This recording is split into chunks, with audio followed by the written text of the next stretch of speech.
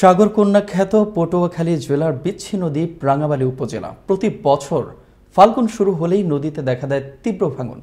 এতে কমে যাচ্ছে ভূখণ্ডের মূল আয়তন, নিঃস্ব হচ্ছেন বহু পরিবার। পটুয়াখালী রাঙামালী উপজেলার প্রতিনিধি আলামিন হিরণের প্রতিবেদনে বিস্তারিত ডেস্ক রিপোর্টে।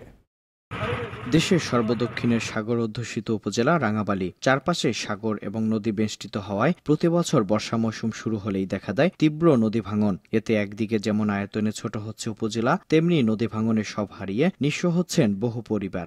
এই বন্যায় ভেঙ্গে লইয়া গেছে হারফার, মনে করেন আমাকে থার মতো স্থান নাই দেশে। বাড়ি ঘর, রাস্তাঘাট সমস্ত সব ভেঙে গেছে। এখন আমরা রাস্তার কুলে থাকি, বাড়ি ঘর নদীতে লইয়ে যায়।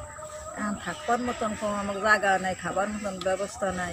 তবে নদী ভাঙন রক্ষা এবং ভাঙন কবলিতদের সাহায্যার্থে এগিয়ে আসে না কেউ বলে অভিযোগ ভুক্তভোগীদের। যদি কোনো বিপদ আসে, আমাকে যে মাথা গোজার কোনো জায়গা এমন কোনো কপাল আমাকে নাই।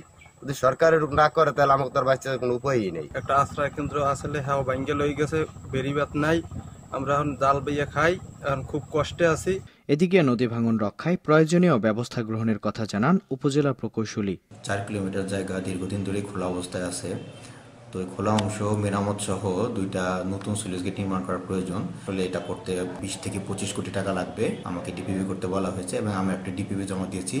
অনুমোদন হয়ে আসে, সেক্ষেত্রে আমরা হয়তো এখানে টেকসই দীর্ঘস্থায়ী কাজ করতে পারব। অতি দ্রুত ভাঙন কবলিত পরিবারের সাহায্যের পাশাপাশি ভাঙন রক্ষার্থে এগিয়ে আসার আহ্বান সবার।